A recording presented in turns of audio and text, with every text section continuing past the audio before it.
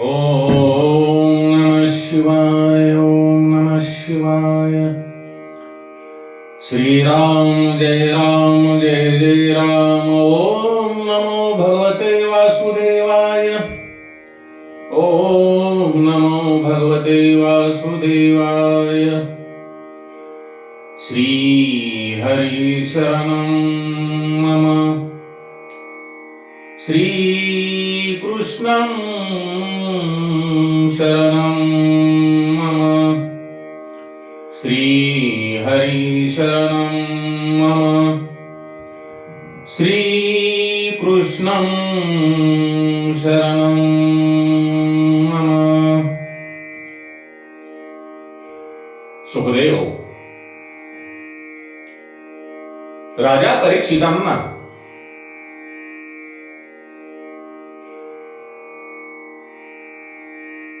कर्दम ऋषीची कथा सांगतात.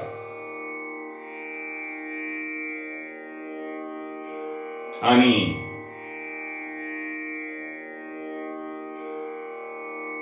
ती कथा विदुरांना मैत्रेय ऋषी सांगत आहे. तीच कथा सुखदेव राजा परीक्षितांना सांगतात. विदुर मैत्रेय ऋषींना म्हणतात, हे ऋषीवर्य, कपिल भगवानांची कथा काय आहे? त्यावर ऋषी मैत्रेय म्हणतात, कपिल हे ब्रह्मज्ञानाचे स्वरूप आहे. कपिल हे ब्रह्मज्ञानाचे स्वरूप असून तुम्ही जर कर्दम व्हाल तर तुमच्या घरी कपिल येतील, भगवान येतील. कर्दम म्हणजे कर्दम, इंद्रियांचे दमन करणारा तो कर्दम. कर्दम म्हणजे जितेंद्रिय. आपल्या शरीरामध्ये सात्विक गुणांची जर वाढ झाली तर आपोआप ज्ञानांचा झरा फुटतो आणि ज्ञान प्रकटते.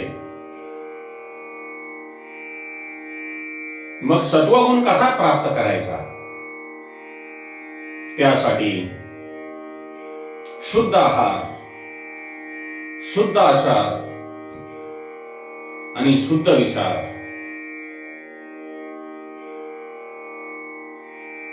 तुमच्यामध्ये सत्वगुण वाढला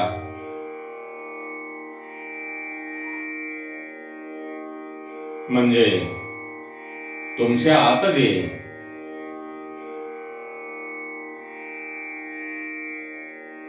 वेडे घालून बसलेली माता जगदंबा आहे ती जागृत होऊन तुमचे ज्ञान स्फुरते. जितेंद्रिय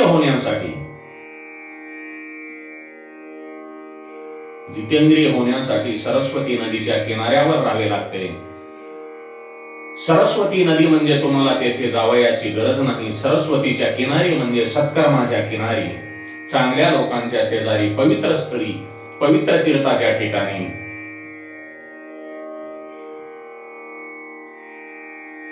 यमुना हे भक्तीचे स्वरूप आहे. यमुना हे भक्तीचे स्वरूप आहे आणि गंगा ही ज्ञानाचे स्वरूप आहे. म्हणून गंगा ही भगवान शिवशंकर यांच्या शिरोधारी आहे. म्हणून ज्ञान हे आपल्याला भगवान शंकराकडून घ्यावे लागते. आणि सरस्वती ही सत्कर्माचे स्वरूप आहे. बाबांनो,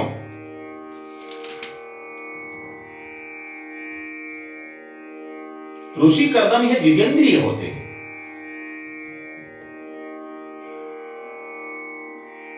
त्यांनी खूप तपश्चर्या केली होती. त्यांच्या शरीरामध्ये तप साधनेमुळे केवळ हाडे राहिलेली होती. शरीरावरील जे मांस आहे ते साधना करून पूर्णपणे सुकलेले होते. कर्दम ऋषींची तपश्चर्या पाहून भगवान श्री हरिनारायण त्यांना प्रसन्न झाले, तेव्हा कर्दम ऋषींच्या डोळ्यातून आनंदाश्रू वाहू लागले. त्यांचे त्या आनंदाश्रूपासून बिंदू सरोवर तयार झाले.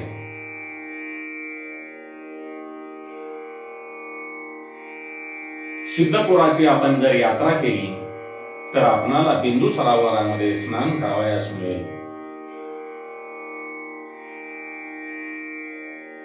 भगवंताचे आपण जर ध्यान केले तर भगवंत तुमच्यावर नक्कीच प्रसन्न होईल.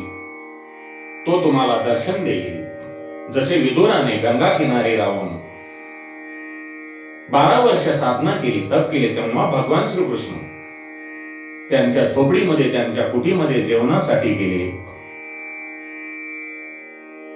जर आपल्याला भगवंताचे ध्यान करता आले नाही तरी तुम्ही सावध राहून आपले जे मन आहे संसाराच्या विषयात स्थिर करू नका.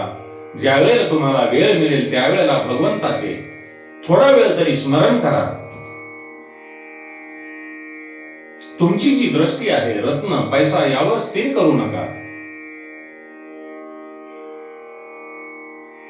आणि आपल्या ज्या दृष्टीची शक्ती आहे, आपल्याला जो अधिकार प्राप्त झाला आहे, तो अधिकार एखाद्या गैरकृत्यासाठी उपयोगात आणू नका. कारण आपण जे काही करतो ते आपण फक्त आपल्या प्रपंचासाठी, सांसारिक सुखासाठी करतो. परंतु या संसाराचे जे सौंदर्य आहे ते क्षणिक आहे. सांसारिक सुख हे क्षणिक आहे.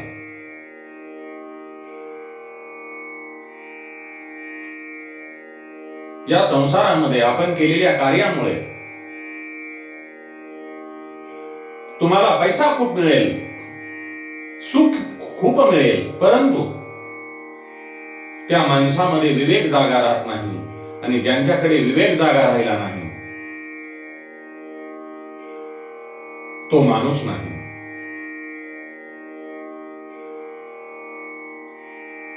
या जगातली कोणतीही वस्तू सुंदर नाही. सौंदर्य हे पाहणाऱ्यांच्या दृष्टीमध्ये असते. सुंदर व्यक्तीच्या मागे लागून माणूस वेडा होतो.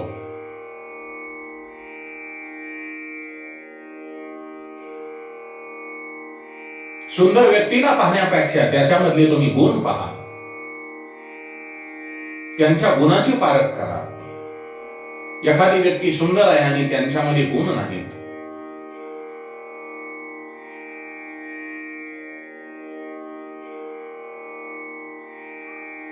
त्यांच्या सुंदर असण्याला काही अर्थ नाही. एखादी स्त्री सुंदर आहे आणि तिच्याकडे चारित्र्य नाही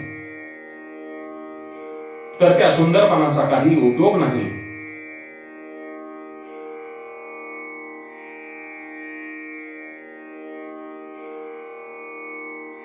मनुष्याने कोणत्याही व्यक्तीचे शरीराचे सौंदर्य पाहण्यापेक्षा त्या व्यक्तीच्या हृदयाचे सौंदर्य पहा.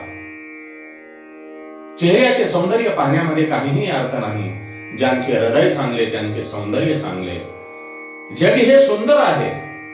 हे जग जे आहे सुंदर आहे. मग जग निर्माण करणारा किती सुंदर असेल.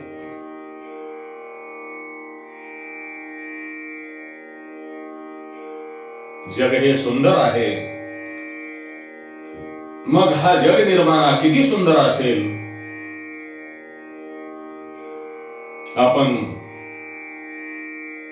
पर्यटन स्थळी फिरण्यासाठी जातो. तेथील पर्यटन स्थळ पाहून आपणाला आनंद वाटतो. मग तो पर्यटन स्थळ निर्माण करणारा माझा श्याम सुंदर, माझा भगवान श्रीकृष्ण किती सुंदर असेल. आणि तो नित्य सुंदर आहे.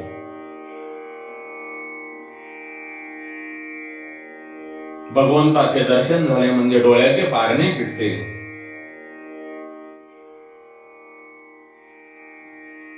भगवंताचे दर्शन झाले म्हणजे डोळ्याचे पारणे फिटते. कर्दम म्हणतात, भगवंता, तुमचे दर्शन झाल्यामुळे माझे डोळे सफल झाले आहेत. माझ्या तपश्चर्येमुळे, माझी साधण्यामुळे माझी जी साधना जी सफल झाली आहे,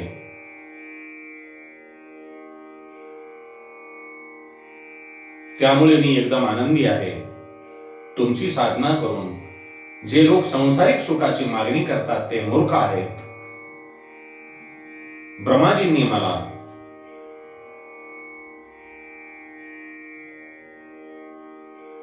आज्ञा केली आहे म्हणून मी लग्न करणार आहे.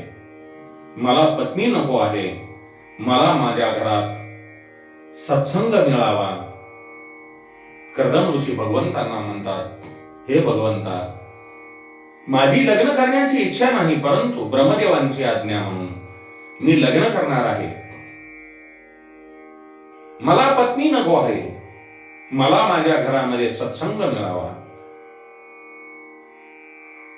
स्त्री संग हा आपण म्हणतो पत्नी लग्न झाल्यानंतर स्त्री संग, कर्दम ऋषी म्हणतात स्त्री संग हा काम संग नसून सत्संग आहे. स्त्री संग हा काम संग नसून सत्संग आहे.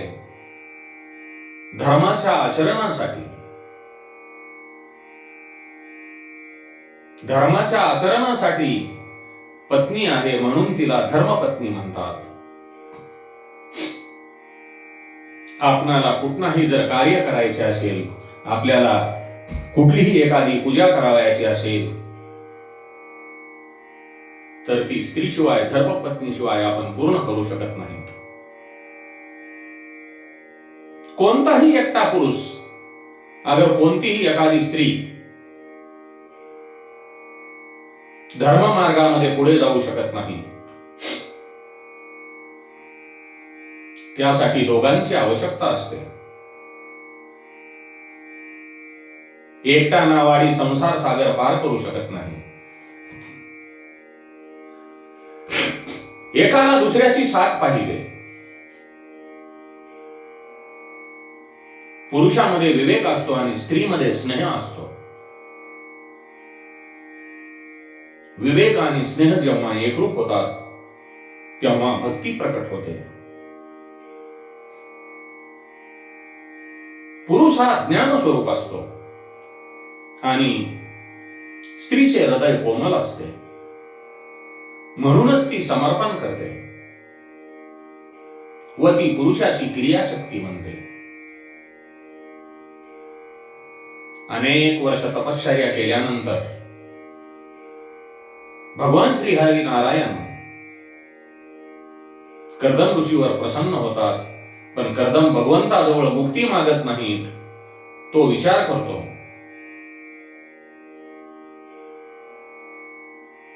हजारो वर्षाची काम वासना सुसुप्त रीतीने मनात राहिली आहे. त्यातून आपण आधी मुक्त व्हावे आणि मग मुक्तीची इच्छा ठेवावी. भगवंतांनी कदंबांना सांगितले. भगवंत कदम ऋषींना म्हणतात,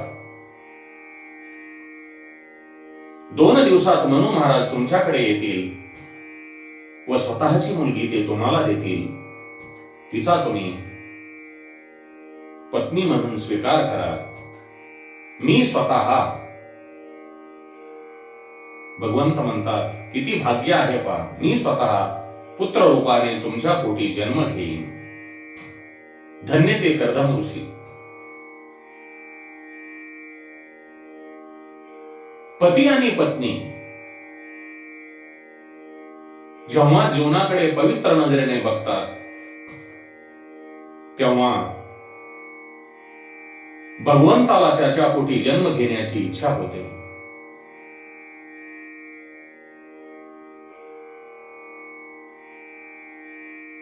जी आपली धर्मपत्नी आहे तिच्याकडे नेहमी आपण चांगल्या नजरेने, पवित्र नजरेने पाहत चला.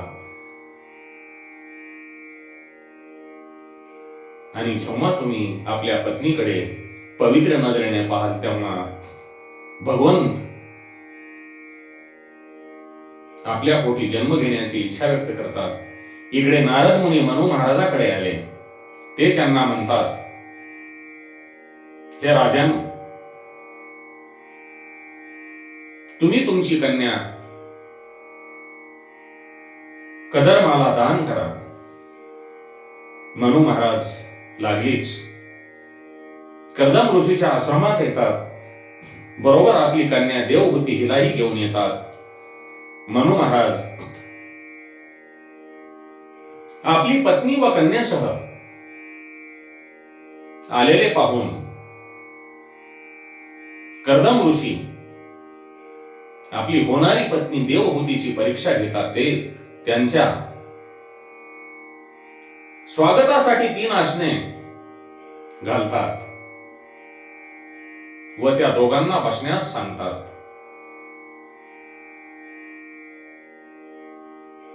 मनु महाराज आणि त्यांची पत्नी शत्रुपा दोघेही आसनस्थ होतात, पण देवहूती बसत नाही. जेव्हा कर्दम ऋषी तिला आसनस्थ होण्यास सांगतात, देवहूती विचार करते.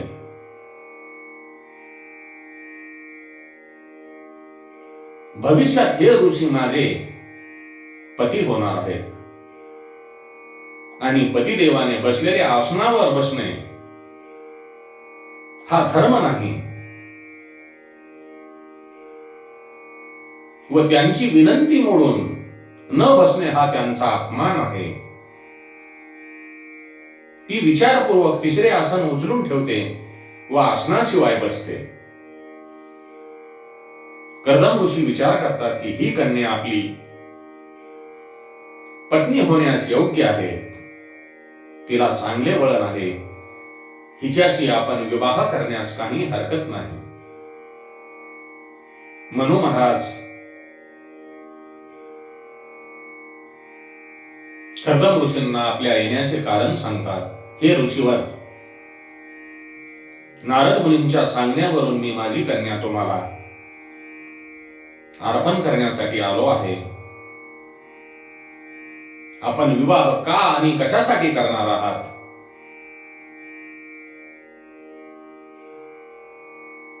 हे कर्दम ऋषी मनु महाराजाला सांगतात. मनु महाराज, विवाह करायची माझी इच्छा आहे, पण विवाह होण्यापूर्वी माझी एक प्रतिज्ञा आहे.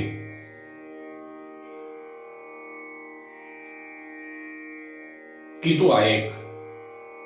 तेव्हा राजा कर्दम ऋषींचे ऐकतो. कर्दम ऋषी म्हणतात, हे राजन, मी तुमच्या मुलीशी विवाह विलास करण्यासाठी करणार नाही,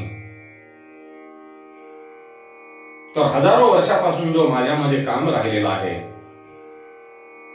त्या कामाचा विनाश करण्यासाठी मी विवाह करत आहे. कामाचा विकास न करता त्याचा नाश करणे हे माझे विवाहामागचे प्रयोजन आहे. मला एक पुत्र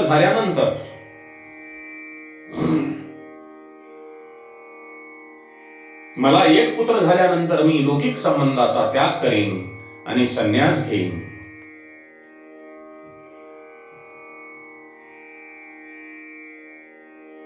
कन्यादानाच्या मंत्रात लिहिलेले आहे, शास्त्राने सांगितले आहे की पहिला पुत्र हा धर्मपुत्र असतो आणि विवाह हा धर्मचरणासाठी असतो. पिता पुत्राला सांगतो की तू माझा आत्मा आहेस आणि एक पुत्र झाल्यावर पत्नीस आईप्रमाणे मानावे.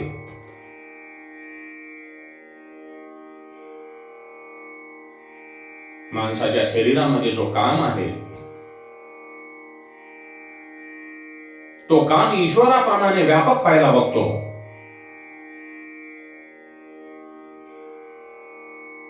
कामाला एका स्त्रीमध्ये संकुचित करून त्याचा नाश करण्यासाठी विवाह करावा.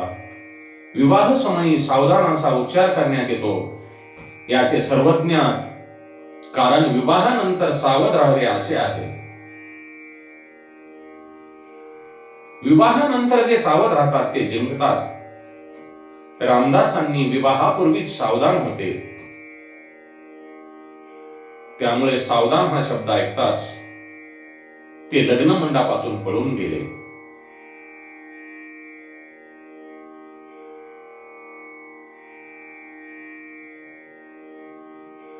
अतिभोगामुळे रोग उत्पन्न होतात आणि कित्येक रोग हे पूर्वजन्मीच्या पापाचे फळ असते. श्रीराम जय जय राम.